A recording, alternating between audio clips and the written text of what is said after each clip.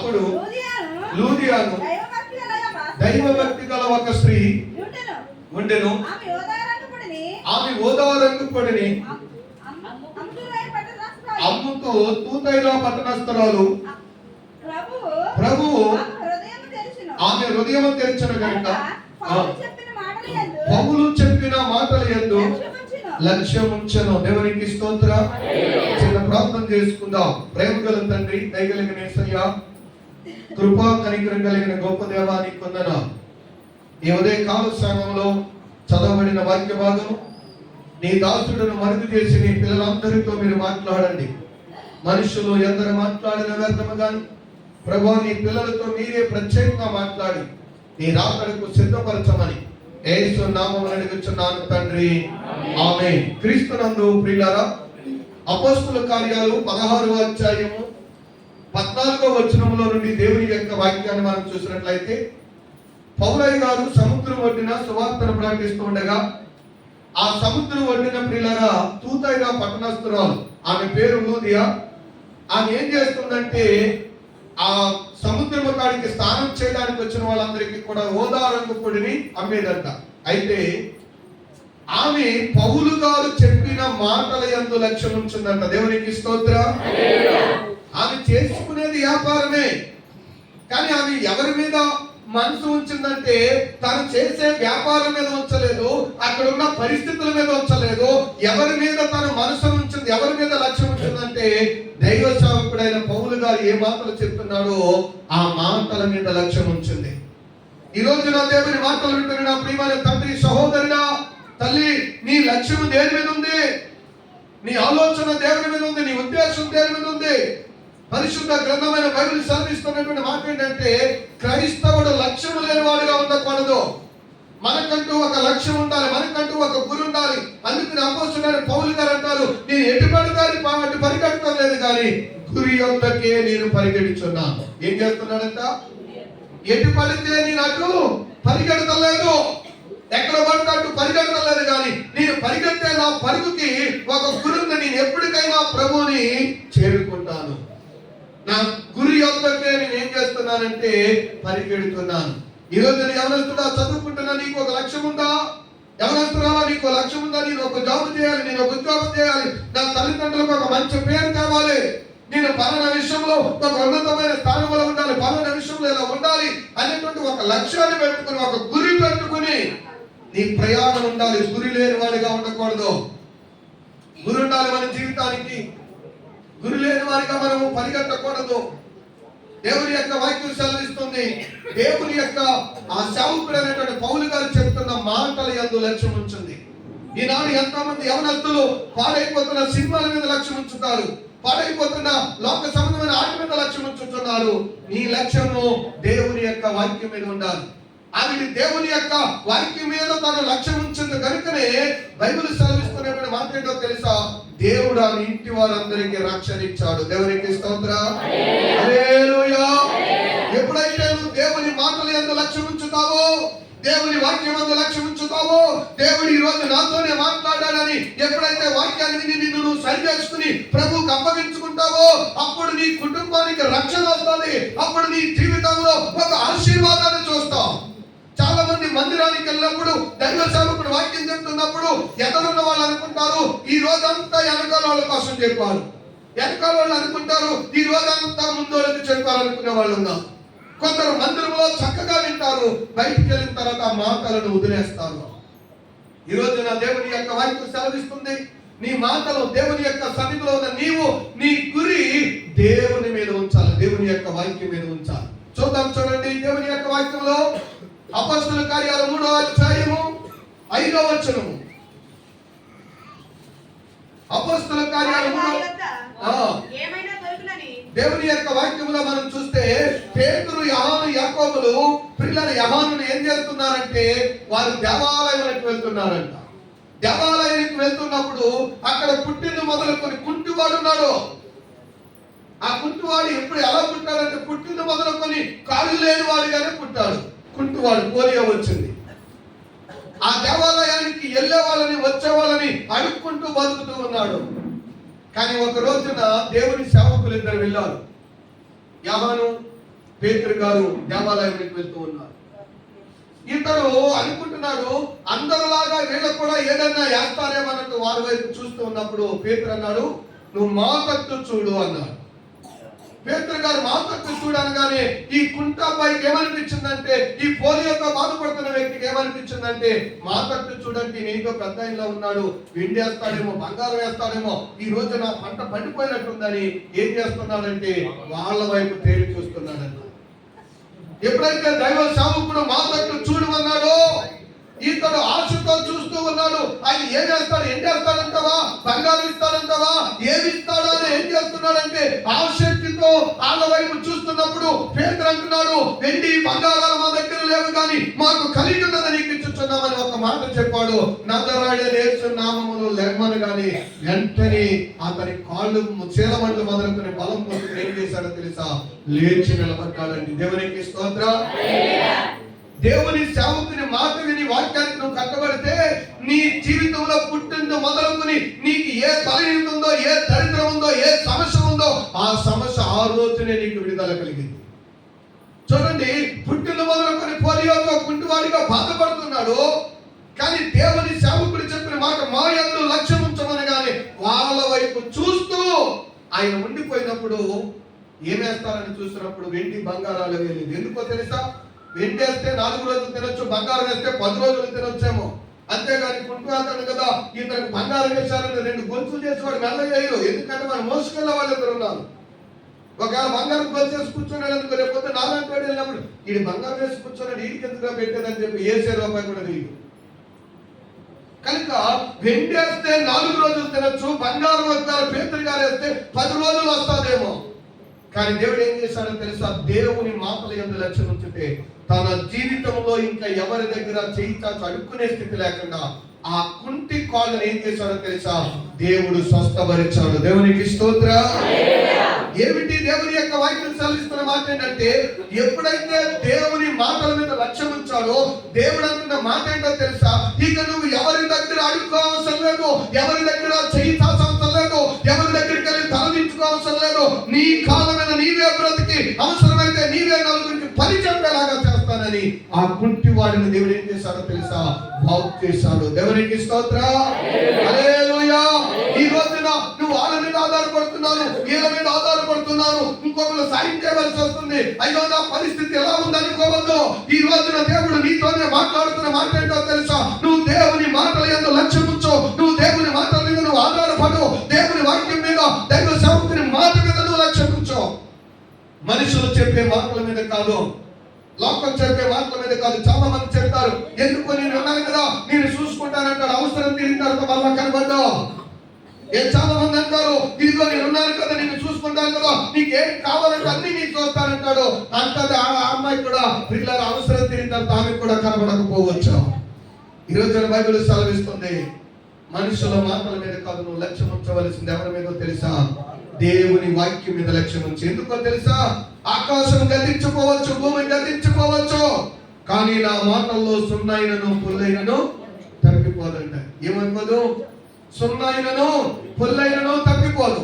లోకం ఎంత భయంకరంగా ఉందో తెలుసా, సొంత ప్రజ్ఞాన కూతురునే చదువుకుంది, పిల్లల డిగ్రీ చేసింది, ఖాళీగా ఉంది కాబట్టి ఆ సొంత పెద్దనాన్న కూతురు పిల్లరా ఇక్కడ హైదరాబాద్ లో జాబ్ చేస్తున్నాడని చెప్పానని, ఇదిగో నీ చెల్లికి కూడా ఏదైనా జాబ్ ఉందని, ఎందుకన్నా నేను తీసుకెళ్ళి నేను చేస్తాను కదా అని చెప్పి తీసుకెళ్లి ఆ అమ్మాయిని అమ్మేశాడండి, పాడు చేసి. ఈ రోజున సొంత పెద్ద కూతురునే తీసుకెళ్ళాడు, ఉద్యోగం ఇప్పిస్తాను నేను చూసుకుంటానన్నాడు. నిజమే కదా, సొంతోడే కదా, అన్నగారే కదా అని చెప్పి వాళ్ళు కూడా పంపిస్తే కొన్ని రోజులు బాగానే మాట్లాడించి ఆ తర్వాత ఆ అమ్మాయిని పాడు చేయటమే కాకుండా బ్రోకర్ల గృహానికి అమ్మేశాడు, లాభులకి వ్యభిచార గృహానికి అమ్మేశాడు. ఎవరు నమ్మాలి, ఎవరితో ఉండాలి, ఎవరు అనుకోవాలి? టీవీలో చూస్తున్న ఎంతమంది కన్న తండ్రులే పిల్లలను పాడు చేసి చంపేస్తున్న వాళ్ళు ఎంతమంది. మన ఈ మధ్య కాలంలో చూసాం కుక్కరంట, ఎంత భయంకరమైన బాధ. అసలు మనసు ఎలా వచ్చిందో తెలవటం లేదు. కోడికి వస్తే చూస్తే తనుకోలేం, అసలు ముక్కలుగా మరి కుక్కర్లో పడేశారంట. ఎంత భయంకరమైన స్థితిలో ఉన్నావు. పెళ్లి చేసుకున్నాకనే చచ్చేదాకా నీతో నీతో ఉంటున్నానా అతనే, ప్రమాణం చేస్తున్నతనే. కానీ తన కోపాన్ని ఆపుకోలేక, నిజమెంతో ఉచితంతో తెలియదు, అపనమ్మకం వచ్చింది, ఆ భార్యని కడతీర్చేశాడు. నేను అంటున్నాను, కన్న తల్లిదండ్రులు విడిచిపెట్టి, కుటుంబాన్ని విడిచిపెట్టి, పెంచిన వారు తలను విడిచిపెట్టి, భర్తని నమ్మేక వెళ్ళింది. కానీ చివరికి ఏమైపోయిందో తెలవుతుంది. అంత భయంకరంగా వచ్చింది. ఈరోజు నీతో చెప్తున్న మాట ఏంటో తెలుసా? దేవుని వాక్యము, దేవుని మాటల యందు లక్ష్యం ఉంచు తప్ప లోకంలో ఏ మాట మీద నువ్వు నమ్మకం పెట్టుకోవద్దు, ఏ మాట మీద నువ్వు విలువ ఉంచొద్దు, ఏ మాట మీద నువ్వు ఆధారపడద్దు. ఎందుకో తెలుసా? దేవుని మాట మీద మనం లక్ష్యం ఉంచినప్పుడు, దేవుని మాట మీద మనము అనుకున్నప్పుడు, మనం ఎలాంటి స్థితిలో ఉన్నా మన స్థితులన్నీ మార్చగలిగిన వాడు. కనుక నా కుంటివాడు పుట్టింది మొదలుకొని కుంటాడు. అందరూ అంటారు ఏమైనా తెలుసా, వీడు ఎప్పుడు పుడకనే ఇలా పుట్టాడు కాబట్టి వీడు ఎప్పటికీ బాగుపడ్డాడు, వీడు అడుక్కోవడానికి తప్ప దేనికి పని చేయడని ఇద్దరు మనుషులు తీసుకెళ్లి రోజు దేవాలయం దగ్గర అడుక్కునేలాగానే ఉంచారు. కానీ ఆ అడుక్కునే స్థితిలో నుంచే దేవుడు ఆ వ్యక్తిని ఏం చేశాడో తెలుసా? లేచంట గంతులు వేస్తూ దేవాలయంలోనికి వెళ్ళాడంట. దేవునికి స్తోత్రం. హల్లెలూయా. ఈ రోజున దేవుని మాటలు వింటున్న నీ జీవితంలో కూడా నువ్వు ఎక్కడ పడి ఉన్నావో, ఏ స్థితిలో పడి ఉన్నావో, ఏ యొక్క అప్పుల్లో పడి ఉన్నావో, అనారోగ్యంలో పడి ఉన్నావో, పాపంలో పడి ఉన్నావో, శాపంలో పడి ఉన్నావో, నమ్మిన వాళ్ళ మోసపోయి ఈ రోజున బాధపడుతున్నావేమో, ఈ రోజున దేవుడు నీతో చెప్తున్న మాట ఏంటో తెలుసా? నువ్వు ఇంతవరకు లోకం మీద మనసు నుంచావు, ఇంతవరకు మనుషుల మీద మనసు నుంచావు, ఇంతవరకు లోక సంబంధమైన విషయాల మీద మనసు నుంచావు. ఈ రోజున దేవుడు అంటున్నాడు, దేవుని మాట మీద నమ్మకం ఉంచు, దేవుని మాట యందు లక్ష్యం ఉంచు. దేవుడు నిన్ను ఆశ్చర్యంగా లేపగలిగిన వాడు. డాక్టర్లు అసాధ్యం అని చెప్పొచ్చు, లోకం అసాధ్యం అని చెప్పొచ్చు, కానీ దేవుడు అంటున్నాడు ఆయనకి సమస్తము సాధ్యమే. దేవునికి స్తోత్రం. హల్లెలూయా. మొన్న కాలం వచ్చింది దేవుని మందిరానికి. వివాహం జరిగి 18 సంవత్సరాల గర్భసంచి ముడతపడిపోయింది. ఇక నీకు పిల్లలు పుట్టడం అసాధ్యం అన్నారు. ఆ సహోదరి కొన్ని లక్షలు ఖర్చు పెట్టింది, కొన్ని లక్షలు ఖర్చు పెట్టింది. ఎక్కడ ఈ హాస్పిటల్ అంటే హాస్పిటల్ తిరిగింది, ధనం ఉంది కానీ పిల్లలు లేరు, చాలా బాధపడింది. కొన్ని లక్షలే ఖర్చు పెట్టారు. ఒక్కొక్కసారి 3 లక్షలు 2 లక్షలు అంటే హాస్పిటల్ కట్టిన డబ్బు. నీకు ఎందుకు సంతానం వచ్చేస్తుంది నెల సిద్ధపడేదండి. కానీ ఆ గర్భఫలం నిలవలేదు, ప్రయత్నాలు అవ్వలేదు. కానీ ప్రభు దగ్గరికి వచ్చింది, పాదాల దగ్గరికి. ఆశ్చర్యం ఏంటో తెలుసా? దేవుడు ఆమెను దర్శించాడు, చక్కని కూతుర్ని దేవుడు ఇచ్చాడు. ఈరోజు బైబిల్ చెప్తుంది, మనుష్యులకి అసాధ్యమైనది చేయడానికి చేయగలిగిన వాడే దేవుడు. అయినే దేవుడు అంటారు. లోకానికి కొన్ని పరిస్థితుల్లో సైన్స్ కూడా అర్థం కాని కార్యాలు దేవుడు చేస్తాడు, అద్భుతాలు చేసే దేవుడు. ఈ రోజున నీ జీవితంలో కూడా ఆ కార్యాలు చేశాడు. నువ్వు మనుషుల మీద లక్ష్య పెట్టద్దు, నువ్వు లోకం మీద లక్ష్య పెట్టద్దు, నీ మనసు దేవుని మీద ఉంచు.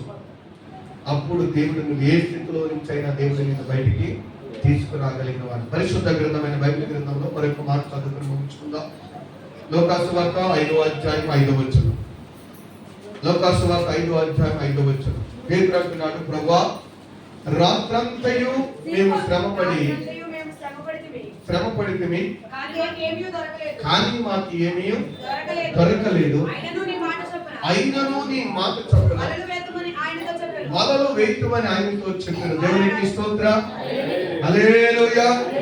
ఇప్పుడు కష్టపడ్డారంట, రాత్రంతా ప్రయాసపడ్డాడు, రాత్రంతా కష్టపడ్డాడు, కానీ ఏం జరగలేదు తెలుసా? తన కష్టానికి తగిన ప్రతిఫలం దొరకలేదు. ఒక్క చేప కూడా దొరకలేదంట. కానీ చేపలు దొరికి అమ్ముకునే కుటుంబం బిడ్డలను పోషించుకుందామని ఎంతగానో చూశాడు. ఆ కుటుంబానికి అవసరాలు తీరుతాయని వాళ్ళందరూ వీళ్ళ రాత్రంతా శ్రమ పడ్డారు, ఒక్కటి కూడా దొరకలేదు. కానీ యేసయ్య అన్నాడు, నీ కుడి పక్కన వల వేయమన్నప్పుడు పేతురు ఒకే మాట అంటాడు, అయినను నీ మాట చొప్పున చేస్తున్నాను. దేని బట్టి అంట? దేవుని మాటను బట్టి కుడి పక్కన ఏం చేశాడో తెలుసా? వలేశాడు. సముద్రం మంచికి వెళ్ళలేదు, ఆయన ఉన్న స్థలంలోనికి వెళ్ళలేదు, ఇంకో మూలకి వెళ్ళదు. అక్కడ ఉన్న కానీ దేవుడు అన్నాడు, నువ్వు ఎక్కడైతే నుంచున్నావో, ఎక్కడైతే నిలబడ్డావో అక్కడే ఇప్పుడు ఎక్కడేస్తావంటే కుడి పక్కన వల వేయమన్నాడు. ఎందుకో తెలుసా? వాస్తవానికి చేపలు దొరకాలంటే సముద్రం మధ్యకి వెళ్ళాలి, లోతుకి వెళ్ళాలి, దూరంకి వెళ్ళాలి, దొరికే స్థలాలు ఉంటే అక్కడికి వెళ్ళాలి. కానీ రాత్రంతా తిరిగి ప్రాణం తీసుకొచ్చి ఒడ్డుకొచ్చేశారు. ఆ ఒడ్డుకొచ్చేసి ఇక ఏం చేయాలో తెలకడ చూస్తున్నారు. దేవుడు అన్నాడు, ఆ ఒడ్డునే వెయ్యన్నాడు. అంటాడు పేతురు, రాత్రంతా ఎక్కడెక్కడ వేసావు, ఎక్కడెక్కడ తిరుగు, ఒక్కటి కూడా దొరకలేదు. ఇప్పుడు ఈ ఒడ్డునేస్తా అసలు ఎప్పుడు నేను పుట్టిన మొదలుకొని ఇప్పుడు వరకు ఒడ్డున చేపలు పట్టినాడు ఎవడో లేడో. ఒడ్డున అసలు చేపలు ఉండవు. అయినా నీ మాట చొప్పున ఇక్కడ వేస్తున్నాను, ఏం దొరికిందో చూద్దాం అనుకున్నాడు. వలలు పిగిలిపోయి అంతగా విస్తారమైన చేపలు దొరికినాయి. దేవునికి స్తోత్రం.